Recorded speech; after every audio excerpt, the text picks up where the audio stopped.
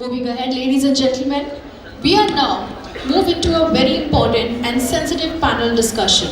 One that concerns the safety, dignity, and emotional well-being of every child. Schools are not just a place to learning, they are a space of trust, care, and protection. एक सुरक्षित और सम्मानपूर्ण वातावरण देना हर संस्था का पहला कर्तव्य है और इसी उद्देश्य को मजबूत करने के लिए पॉक्सो एक्ट एक बेहद ही महत्वपूर्ण भूमिका निभाता है। सेफ रहे। So with sensitivity, seriousness and respect, may I please invite our distinguished panelists for the second panel discussion on stage. A warm round of applause for moderator Mr. Ashutosh Singh, Director, Holy Hearts Educational Academy, Raipur. So, to please take the places, respected Ashok Chandrakar sir, Shabanti ma'am,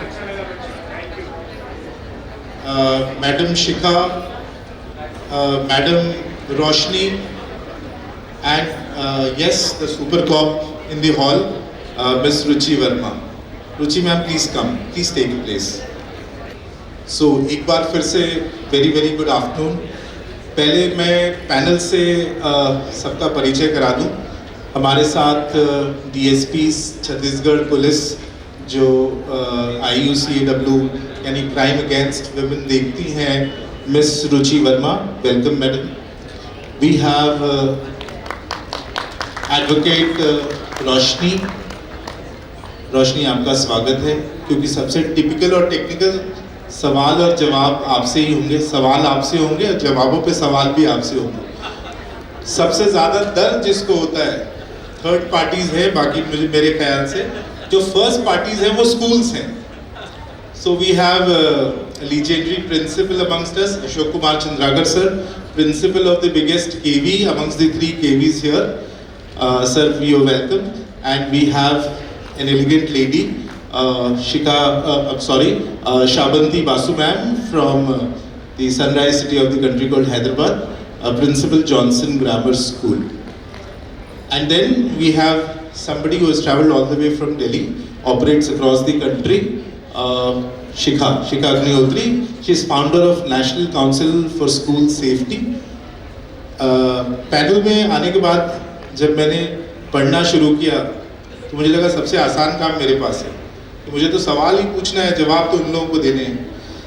तो मुझे जो सबसे appealing बात लगी कि शिखा की website national council for school safety में एक बहुत अच्छी लाइन लिखी हुई है जो पॉक्सो को बहुत कंसाइज वे में कहती है। It says no child safety, no child safety should depend on luck, geography and guesswork. कोई भी चीज़ आप चांस को नहीं छोड़ सकते। मैं आपको बताना चाहूँगा, we all have directors and principals here in this hall.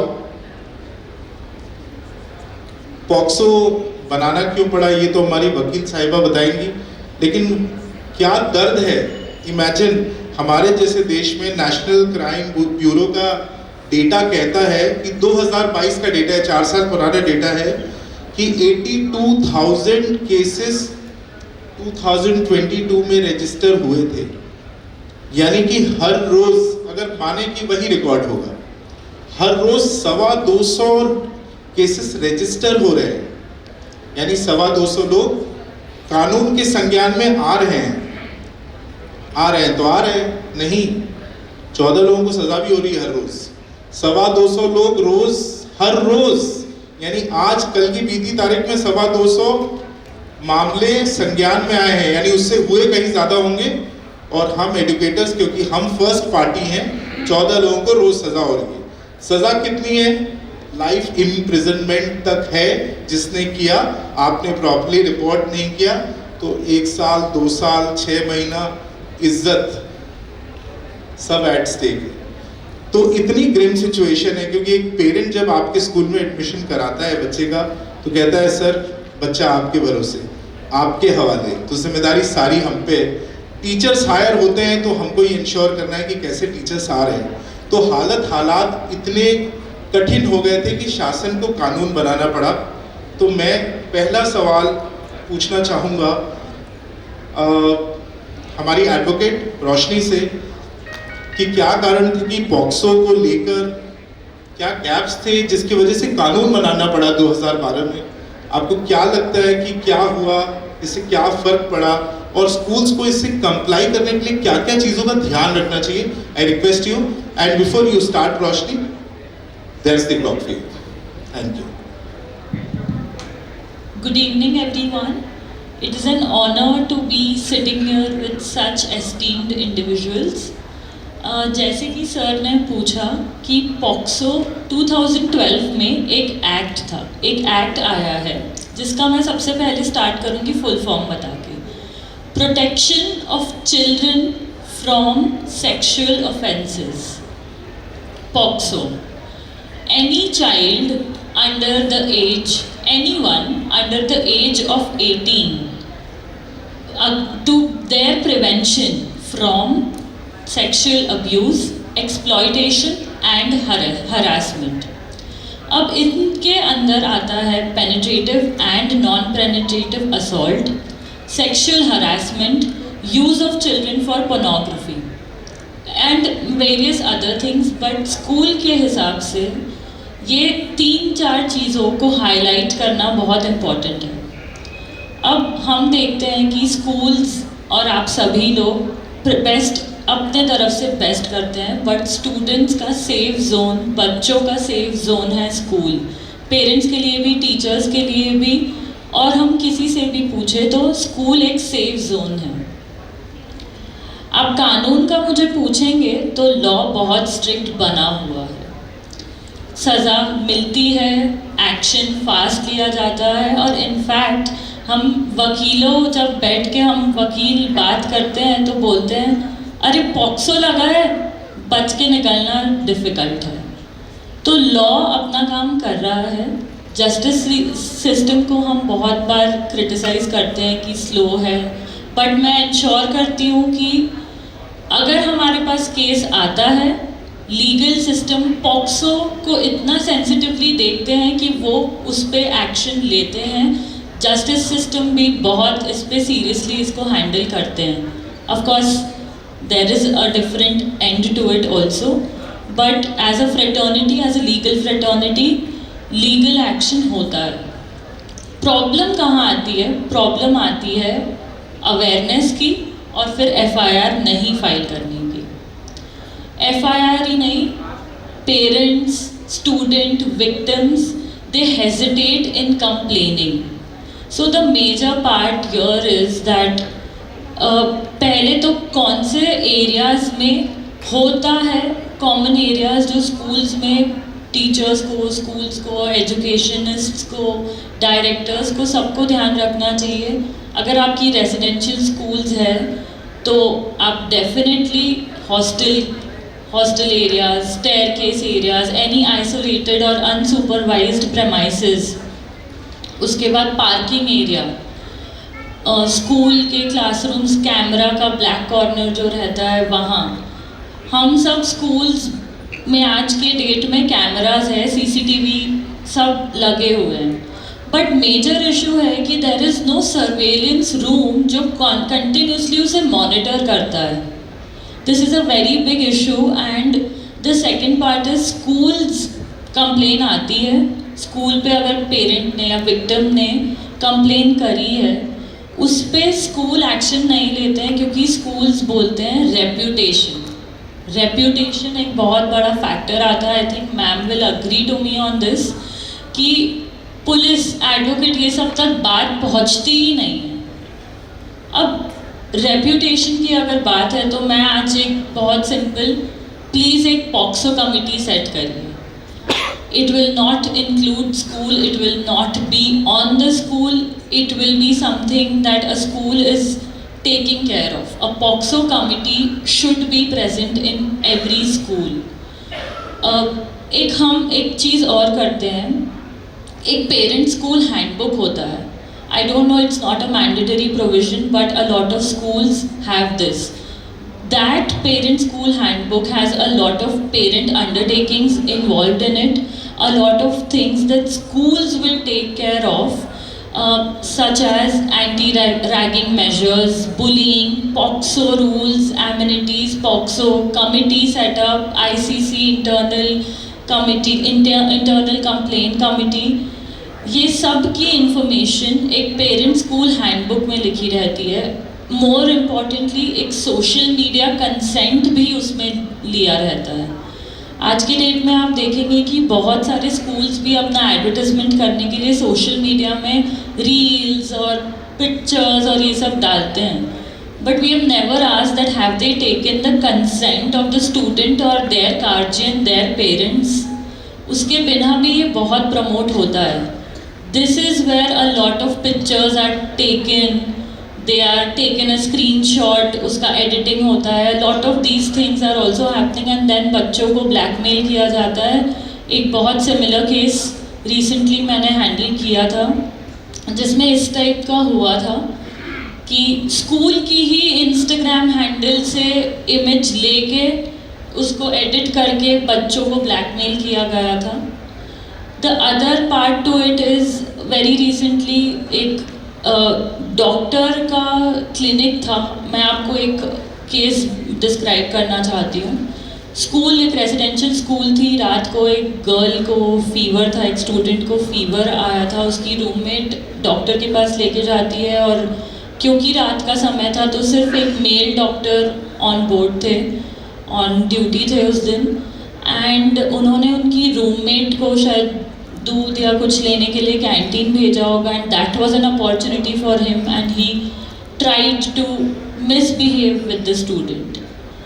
So this is something that residential schools या डे स्कॉलर स्कूल्स भी अगर रहती है, बट डे बोर्डिंग होता है या कुछ होता है, तो नॉर्मली एक फीमेल डॉक्टर भी ऑन ड्यूटी रहती है, बट वो रात के टाइम पे अगर कुछ इश्यू होता है तो वहाँ एक लूप होल मिलने लग जाता है। अब पहले की स्कूल्स और इस टाइम की स्कूल्स में बहुत डिफरेंस है। पहले लोगों को, बच्चों को विक्टिमाइज किया जाता था और उनको अशेम किया जाता था। आज पहले पूछते थे कि डिड इट एक्चुअली हैपन, आज पूछते हैं स्कूल्स भी what to do when it happens. So the mindset is definitely shifting. Mindset is shifting. The other step, the next step should be, please set up POCSO committees, an individual POCSO committee which has their own autonomous rights. I'll pause you here because we'll need more inputs from you. Sure. I will move on to Ashok sir. Ashok sir करीब 4000 बच्चों का केंद्रीय विद्यालय lead करते हैं। केंद्रीय विद्यालय के प्रिंसिपल का इस पैनल में होना इसलिए भी महत्वपूर्ण है कि क्योंकि सब सोशियो इकोनॉमिक क्लासेस के बच्चे वहाँ आते हैं। अधिकारियों के भी बच्चे होते हैं, कुछ लोअर फाइनेंशियल ग्रुप के भी बच्चे होते हैं, और 4000 बच्चों का स्कूल चलाना कम बात नहीं है। तो जहाँ हमने बात करी है रोशनी से कि नियम आया, नियम क्या थे, लेकिन इस ऑडियंस को देखते हुए अशोक सर बताइए कि पॉक्सो कंप्लाइंट स्कूल दिखता कैसा है? बिलीविंग, मैं एक क्वेश्चन पूछता हूँ, क्या आप लोग जानते हैं कि एक there is a month dedicated in the country to raise this voice कि बच्चों का हरासमेंट नहीं होना चाहिए? There is a month dedicated, can somebody help? It's the month of April. By design साल की शुरुआत जिस महीने से होती है, हम बात कर रहे हैं कि हरासमेंट ना हो, उस महीने हमको कैंपेन चलानी चाहिए।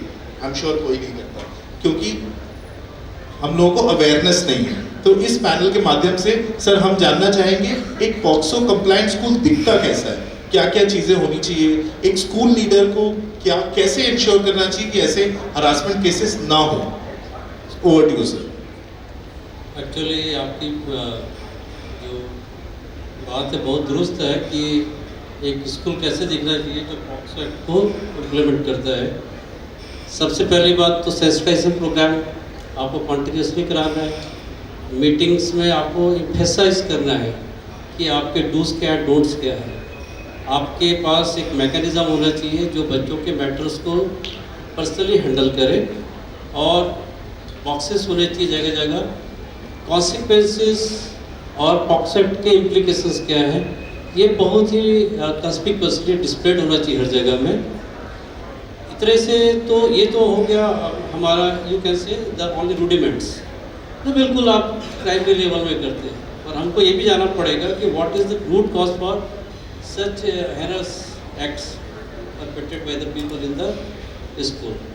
Reason है familial and social background.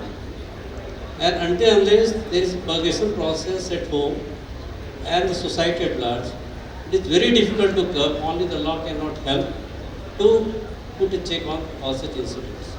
The thing is that whenever any kind of PTA meeting is organized, in very conspicuous terms, very lurid terms, everything is to be conveyed to the parents that in what way they have to bring up the children, in what way they have to sensitize their children about, and what kind of respect they should give to the women. All such things are to be also put in practice in the PTA meeting, invariably, every month. This is the biggest thing that is lacking in the society. We have access to the very cheap data, but that is not only a Gyan Ganga, that is Gatar Ganga also. So all kinds of nuisance, all kinds of bad things are dished out on that thing. The only remedy, sir, is to purgate the mind of people. मैं अब एक छोटी सी बात है कि एक आपने देखा होगा कि ऐसी सोसाइटी जहाँ पर गाली एक कॉमन नॉर्म्स है, उनके डेली चोर्स में ही अगर गाली दे रहे हैं तो बच्चा उस तरह की वायलेंट मेंटेलिटी के साथ ही स्कूल आएगा। प्रोसेस क्या है वहाँ पर? प्रोसेस ये है कि घर में एक वैल्यू सिस्टम डेवलप किया जाए, स्कूल में वैल्यू सिस्टम किया जाए कि this is not correct way.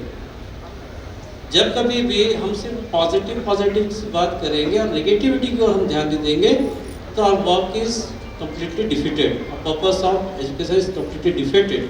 हमको ये भी करना पड़ेगा कि यहाँ पर this is the line, you can not cross it. ये है कि आपको as a human being empathy होना चाहिए अपोजिट लोगों के पीछे भी, और ये जो स्ट्रांगली आपको you have to send a message कि घर के रूप में भी आपकी कुछ रिस्पॉन्सिबिलिटी है। सारा का सारा स्कूल में 6 घंटा या 7 घंटे में आप बच्चों को नहीं कर सकते, और मेरा मानना है कि school should be the extension of the home.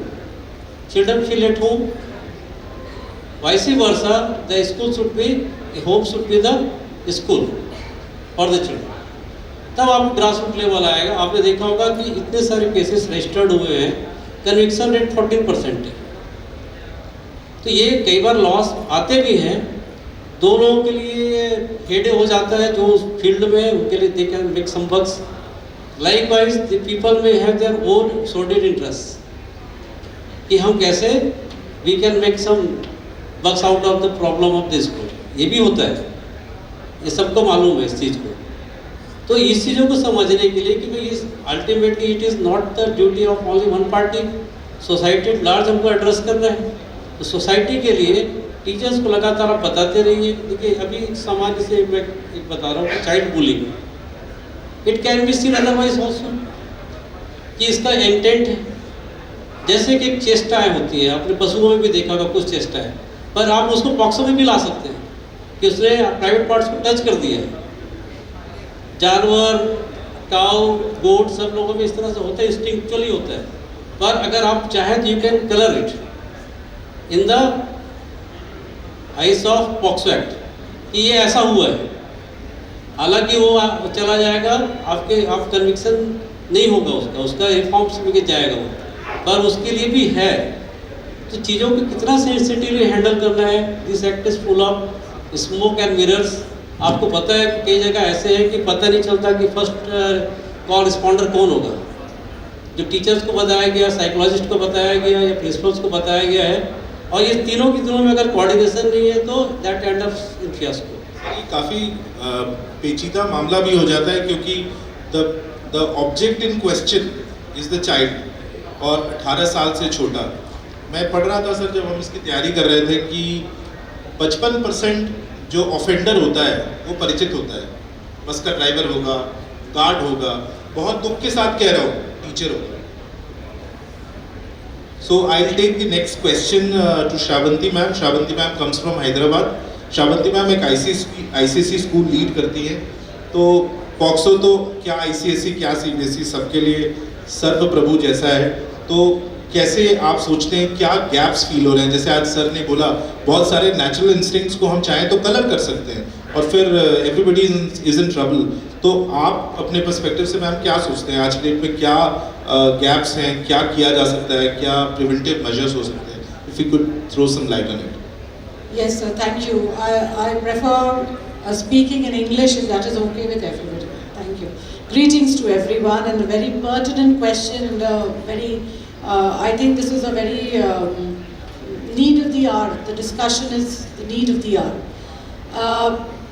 In our times, when parents had admitted us to the school, I believe my parent would have asked, are all the teachers qualified enough? But nowadays, when we get students in the school, parents come and ask us, ma'am, how safe and secured will be my child at your school?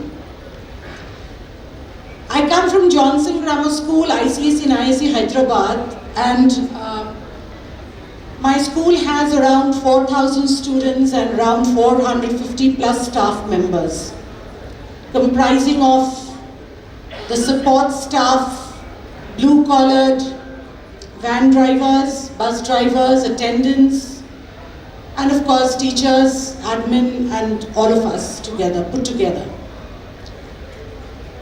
Now the very first thing, I think Ma'am Richa had pointed out, I'm sure, Richa, right? Roshni, sorry. Ma'am Roshni had pointed out about, she spoke about an incident where the child was taken to the doctor at night, right? And male doctor. So here comes a catch. See, when we are talking about the school, parents have high expectations. Yes, the colorful part of it, we are not talking about the color. What can we do for the children? Parents will say that I've given my child to you, it's your responsibility at school till the child reaches home, because the child is in school uniform. And all the more if it's a residential school, as ma'am was pointing out.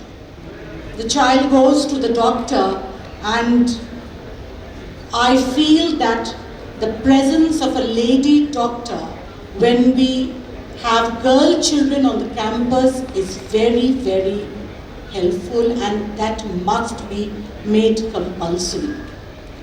Even for that matter, when we send out students, my school is a co-ed school, when we send out students for different events, inter-school events, if there are girl children traveling, we ensure that there is a security girl on the school bus. And of course, we prefer female attendants, female teachers to travel along with the children. That's a must when we deal with girl children. Another part, I would say as a principal that what can I do for my children? Parents at home, they are dealing with children. But at school, it's our responsibility to look after the students.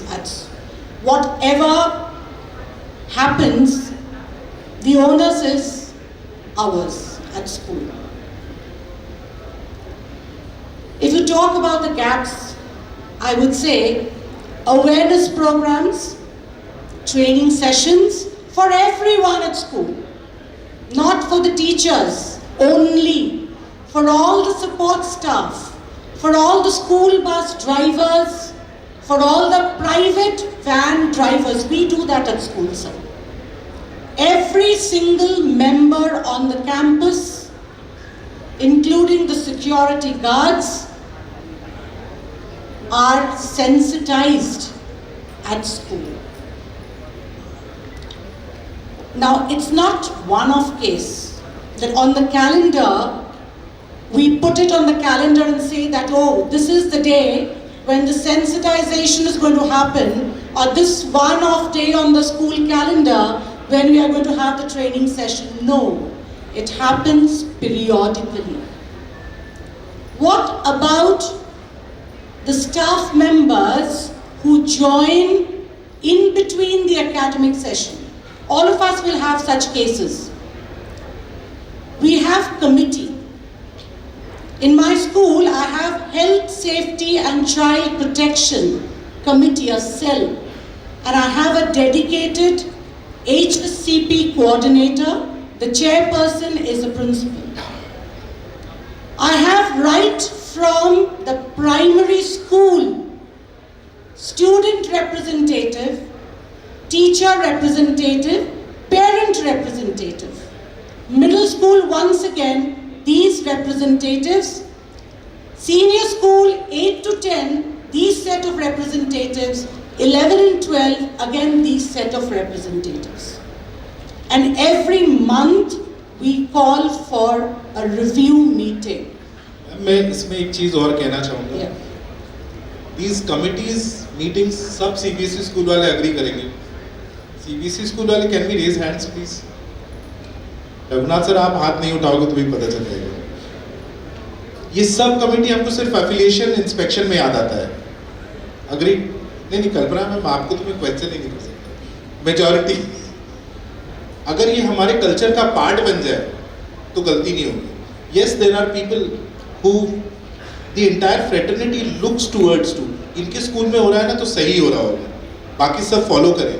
लेकिन ये जो है ना, जो आपने बहुत अच्छी बात कही कि पीरियोडिक होना चाहिए, सिर्फ एक टिक लगाने के लिए नहीं. और आजकल जो नई चीज़ है स्क्वा कंप्लाई करते हैं तो एक दो मीटिंग हुई क्या, टिक लगा रहे हैं, हो रही है क्या, अपने मन से पूछो.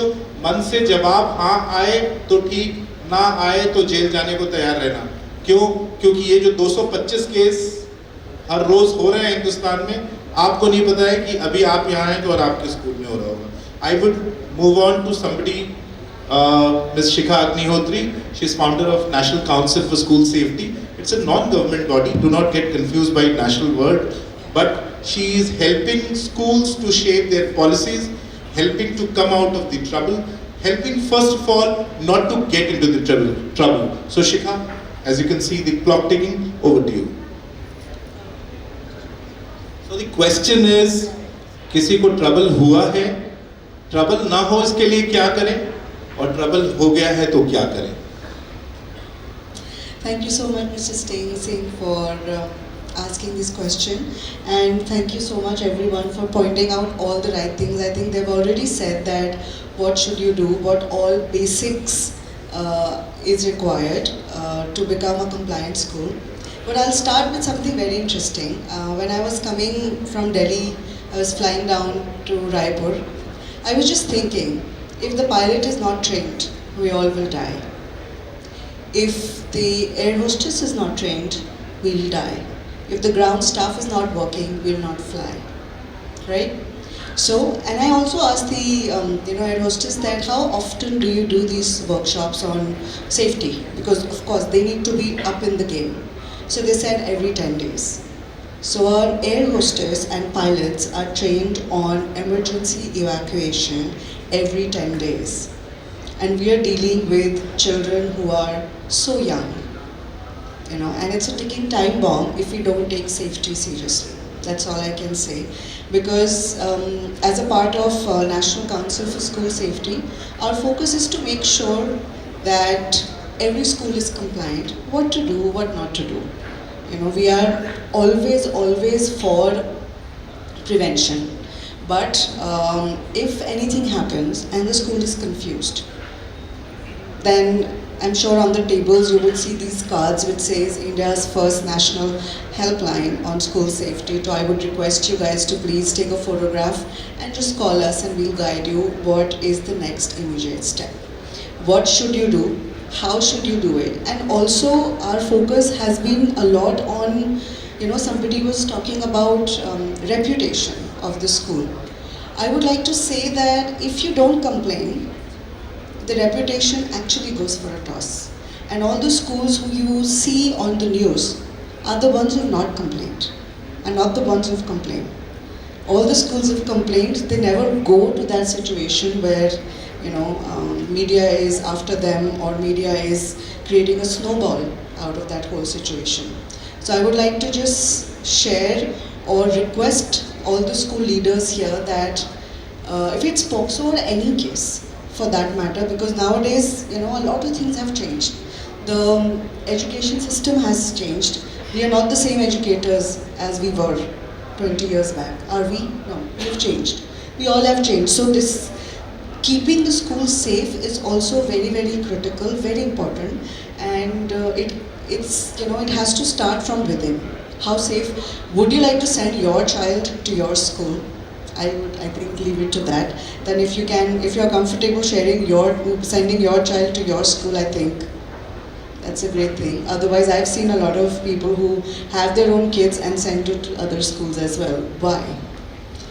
So that's about it. If I'll be here, wandering here and there after the session as well. So just in case you have any question, you would like to know more, I can answer those queries one-on-one. Thank you. I know the time, so I would let...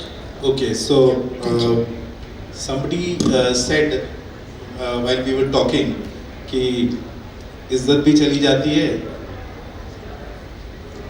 और किसी स्थिति में jail भी जाना पड़ता है. Of course, I have seen a lot of school principals, head of the schools, going behind the bars. Okay, so I have seen that already, but I would like to say again here, if you think compliance is expensive, try non-compliance. और jail उसके लिए जाना पड़ता है या सजा उसके लिए मिलती है जिसके लिए आप जिम्मेदार नहीं हैं. तो Actually, I would like to disagree here. जिम्मेदार हैं in the sense. Correct. In the sense, if you talk about POCSO rules 2020, it clearly says that the head of the school is responsible, and if there are any lapses, the culprit is the head of the school. Yes, अगर कोई teacher है या कहीं कुछ भी situation, that person is. But under non-reporting and under making sure that the school campus is safe is that person who's sitting on that hot seat. It is a hot seat on fire. कल Raghunath sir ने बहुत अच्छी बात कही थी अपने panel में. We are not here to make people happy. Raghunath sir आप हैं? किसी ने कहा था कि मैम आप बता दीजिएगा उनको हिचकी आ रही होगी कि how to make people happy. So he said we are not in business of making people happy. We are here to do right things rightly. Okay. And at the right time. And at the right time, at the quickest right time. Yes. तो मुझे याद आता है एक case हम लोग legal judgements में पढ़ रहे थे जिसमें था कि एक प्रिंसिपल साहब को पता चला कि उनके स्टाफ में किसी ने एक गर्ल स्टूडेंट के साथ कुछ किया नॉर्थ इंडिया में. He didn't wait for anybody. He caught him and took him to the police station. And that became the basis for saving the institution from anything. And it's a leading case in POCSO. School का नाम लेना उचित नहीं है. Coming to the cop in the hall, Ms. रुचि वर्मा. रुचि, हम लोग जानना चाहते हैं कि इस पेचीदा स्थिति में पुलिस संस्थाओं से, विद्यालयों से क्या उम्मीद करती है? आपको क्या कमियां दिखती हैं? ऐसा कुछ केस किसी के सामने आ जाए, उसको best in the interest of every stakeholder, बच्चा सबसे पहले, पेरेंट्स, इंस्टीट्यूशन, सबसे पहले क्या किस कड़ी में कैसे करना चाहिए? Thank you sir.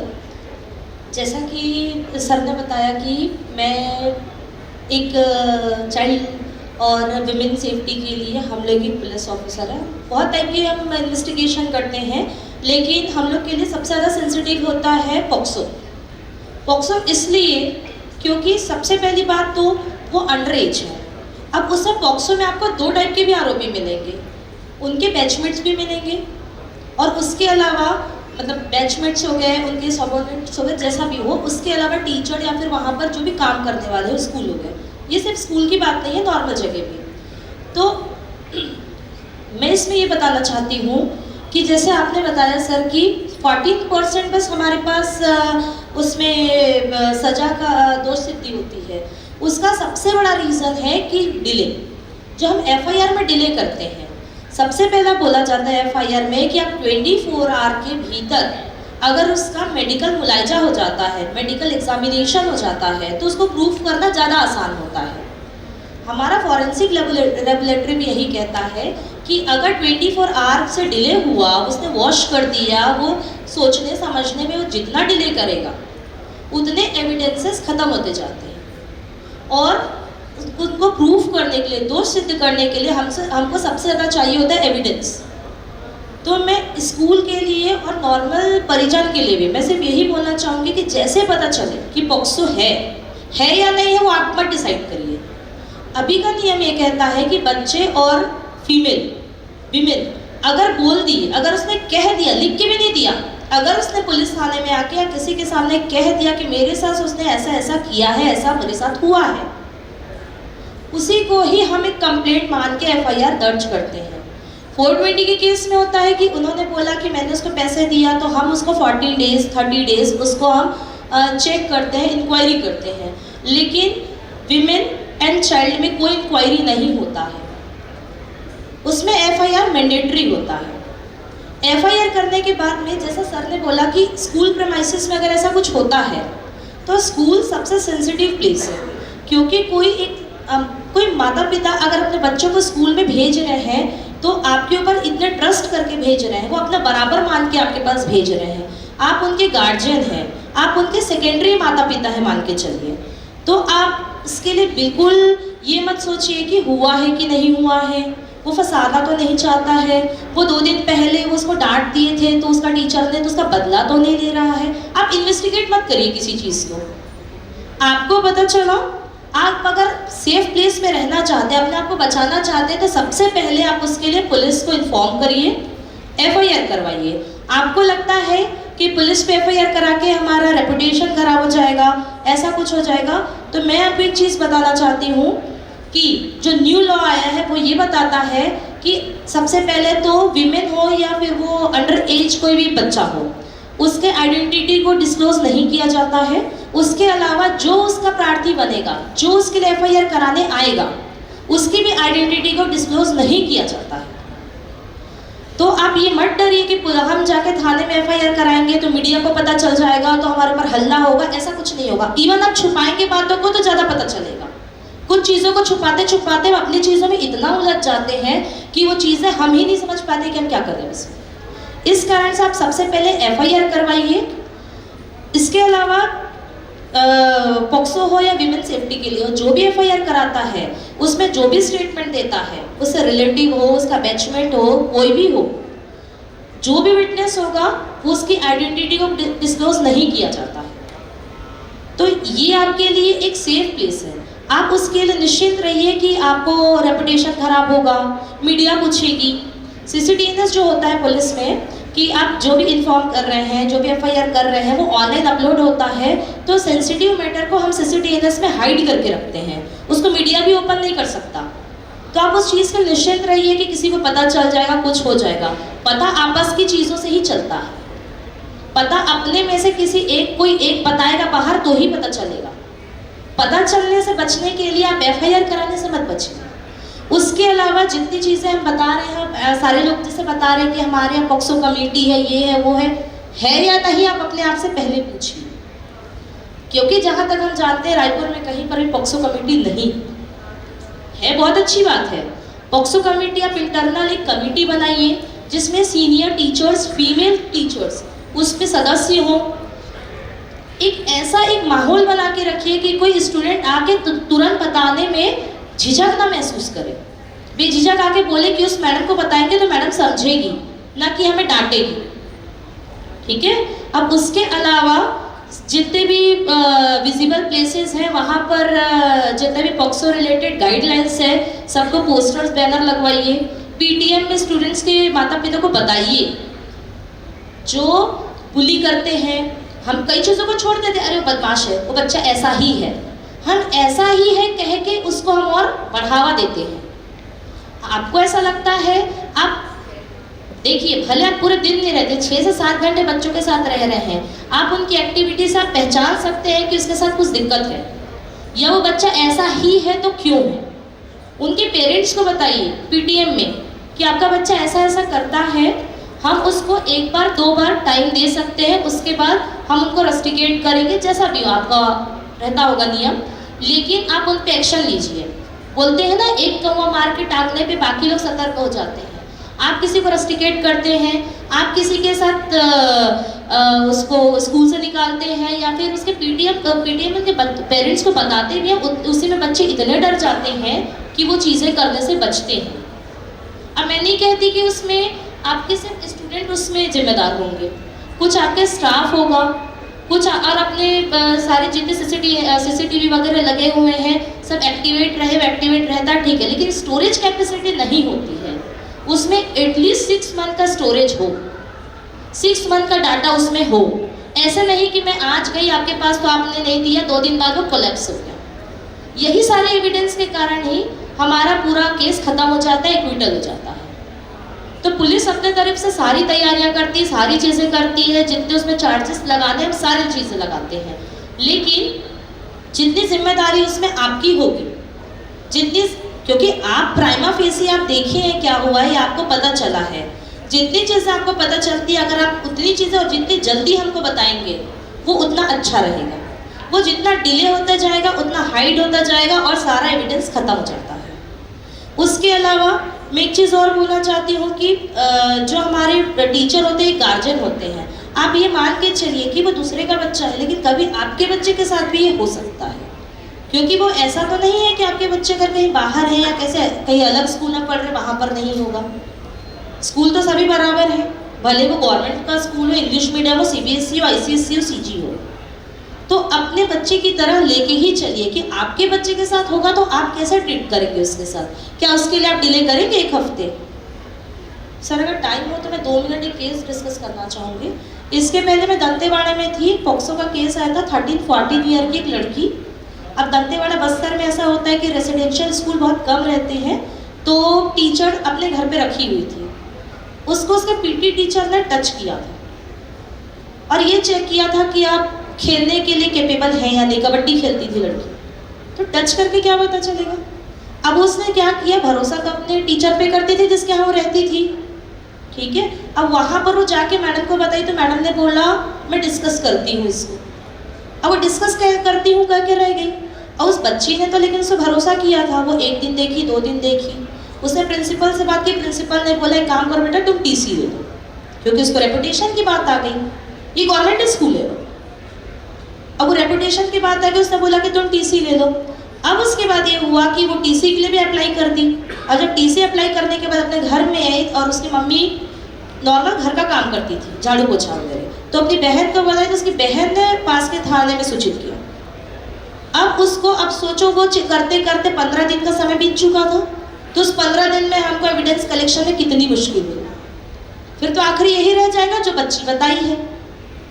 अब इसमें 15 दिन में उस बच्ची को कितने लोग डराने की कोशिश किए होंगे, कितने लोगों की कोशिश किए होंगे कि ऐसा कुछ नहीं हुआ, लड़की इसी तरीके की है। एक समय के बाद उस लड़की के ही कैरेक्टर पे आ जाता है कि अरे इसने तो पहले भी किसी का कंप्लेन करी थी ना, लड़की के साथ घूमते देखी थी ना। तो अब उस लड़की को अपना बचाने में आ गया कि मैडम मुझे क्या करना चाहिए। वो हर बार ही बोलती थी कि मैडम मुझे तो ऐसा बोला जा रहा है, TC भी दे दिए, अब मैं कहाँ जाऊँगी।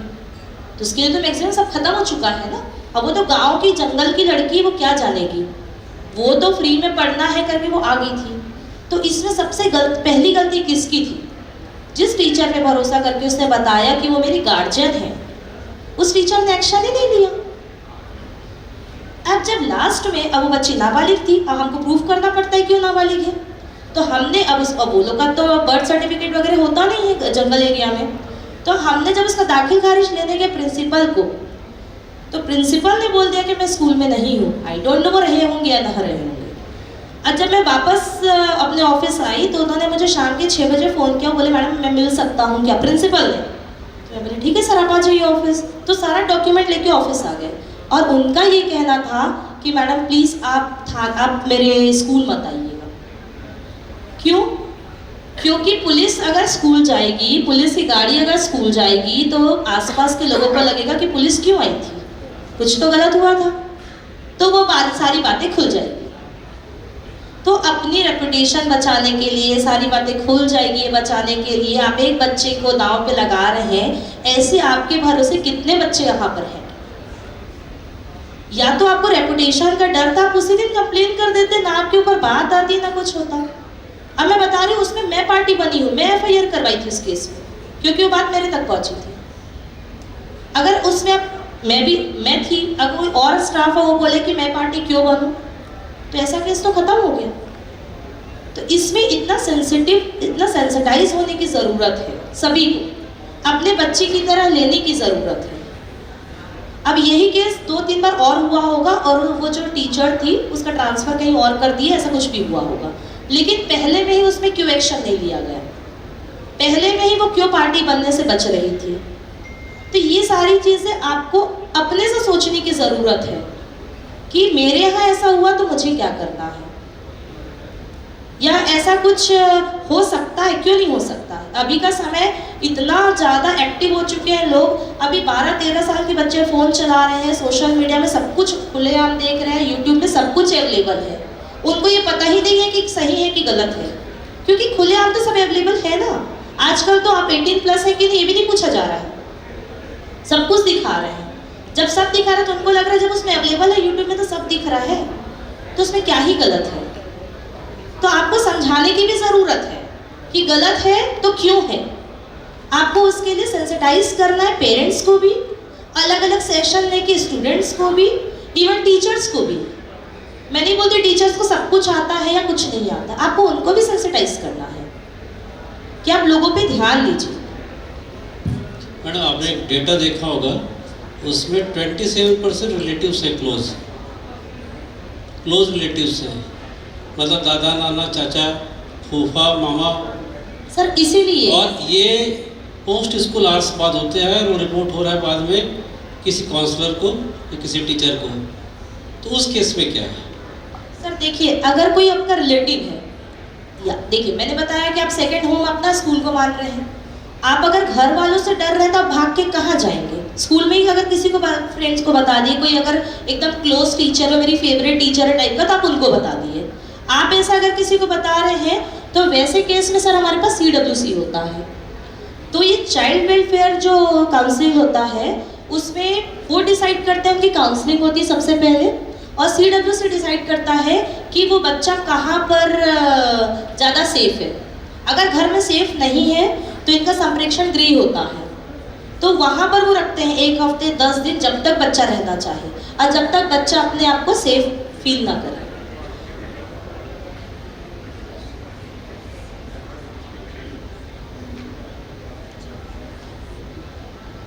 ये वाकई में ये बहुत पेचीदा बात है। मेरे ख्याल से मैं जो 3 पॉइंट्स लिखे हैं किसी ने रेज किए हैं, मैं ये क्वेश्चन पैनलिस्ट एडवोकेट रोशनी तक लाना चाहूँगा।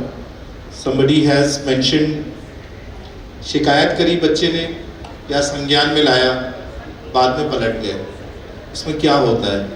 तो रोशनी हमारी आपसे उम्मीद है, वक्त खत्म हो गया है ऑफिशियली, तो एक तो इसका भी जवाब दीजिएगा, दूसरा शिकायत ना करने पर क्या सज़ा है और जिसने भूल करी है उसको क्या सज़ा है, मैं पहले बताना चाहूँगा। इसके बाद एक क्लोजिंग रिमार्क मैं चाहूँगा शिखा से कि how to be very conscious in one statement after she has spoken. बहुत अच्छा क्वेश्चन है। इनफैक्ट हम डिस्कस भी इसके बारे में अभी यहाँ बैठ के कर रहे थे कि म्यूचुअल कंसेंट में ऑफेंडर और विक्टिम मैटर को सेटल कर लेते हैं। Please understand, this is a crime against society. School, victim, offender, इन सब के हाथ की बात नहीं है ये। This is a crime against society. अगर किसी को एक्शन नहीं भी लेना है तो भी आप रिपोर्ट करिए, कमिटी के रिपोर्ट आने दीजिए, लेट देम नो कि असली बात क्या है, let the truth come out. ठीक है, आपको एक्शन नहीं लेना है, आपको सज़ा नहीं देनी है, काउंसलिंग करवाइए। That offender needs to be handled carefully. Counselling should be done. हो सकता है कि समझिए अगर बैचमेट ही था और उसने किसी का विक्टिम का कुछ सेक्सुअली अब्यूज़ किया या कुछ भी किया and they don't want to take action, but police report में आया था कि उन्होंने किया है। जो पॉक्सो एक्ट है वो प्रोटेक्शन के साथ साथ रेफर्मेटिव भी है। तो let the committee decide whether it should be, what action should be taken. Principal, teachers, educationist, school directors को हम कहीं पे भी नहीं बोल रहे हैं कि आप लोग कानून पढ़िए। आप जानिए, but let the committee decide, और म्यूचुअल कंसेंट से ये सब हैंडल नहीं होता है. It's a crime against the society. बिल्कुल.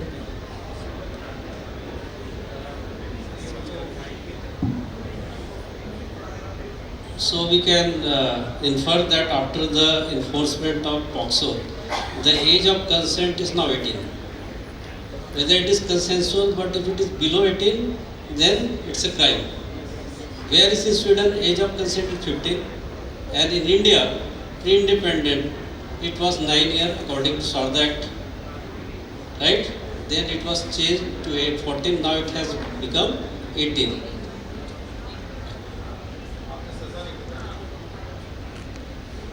सज़ा 7 साल और लाइफ इम्प्रिजनमेंट. डेथ पेनल्टी भी है कुछ केसेस में. तो this is the maximum, I think this is the maximum punishment. Fast track होता है इसमें. सब चीज़ जस्टिस बहुत अच्छे से प्रोवाइड किया जाता है, एंड तक किया जाता है. रेट्रीब्यूशन भी होता है, रेफॉर्मेटिव भी होता है. Thank you. Thank you so much, Roshni. I would like to just end. Yes. Yes. And I would like to just end that if you don't want to meet Roshni and Ruchi ma'am, then you need to be prepared, and please train your staff. You know, because the biggest problem that we've seen is the undertrained staff. And also, if a lot of schools I've been to, they don't even know if it's POCSO or POSCO. You know, so the moment when they say that yes, we are POSCO certified, I know they need the most, you know. So at least understanding that if you are trained, and I would like to say that yes, we're talking about POCSO, but there is another very important act, which is Juvenile Justice Care and Protection Act, which talks about negligence, which talks about corporal punishment. These both are also very critical, and बहुत problems हैं उसमें भी. A lot of time, how many of us know what is corporal punishment? Mental harassment is a part of corporal punishment, you know. So making your staff aware, because if they are aware, you know, they will at least be that chalta firta CCTV camera of your school, you know, the humans. And also, you know, when you have policies written on paper पे तो follow हो जाता है, because people don't follow people, people follow system. So we need systems, and we need trained staff, and we have to have communication, and also the, you know, reporting procedure if anything happens. I think Ruchi ma'am and you know, Roshni, people like these will be there to support us, and especially in Raipur, I think, you know, if you need any help, support, of course you can call us. But I think these are the 3 things: reporting, talking about awareness, and also making the policies. These are the 3 areas. So thank you so much, Thank dear you. panelists. Thank you, audience. It was really wonderful, I'm sure. And Ashok sir, your inputs were fabulous. Ruchi ma'am, आपने ठीक से धमकाया है. बढ़िया. Thank you so much, Shravanti ma'am. Thank you so much, Shikha. Sure. सबको बता सकते हैं वाला question? I just wanted to know, do you have a police verification, background verification of staff members here? Yes, it is mandatory Right, by law. yeah, that's, yeah. And I'm sure the names that I know here we are complying by. Yeah, so it includes actually- the office boy, the peon, the attendant, the female attendant, the driver, people around in the service areas. Yes, we are doing it. But yes, it needs to be reinforced. नहीं होंगे तो खुद दर्द झेलना है. So thank you so much, Ashok sir, Ruchi ma'am, Shravanti ma'am, Roshni. Thank you so much. It was really wonderful. Thank you. Thanks a lot. Thanks a lot, sir. Thank you, panel, for discussing such a serious yet sensitive issue in this day. I would like to request Mr. Govind Bhatia, sir, along with Ms. Neha Jain, ma'am, to please come forward to express our heartfelt gratitude to our esteemed guests for gracing this panel with their valuable presence and insights as a token of respect and appreciation.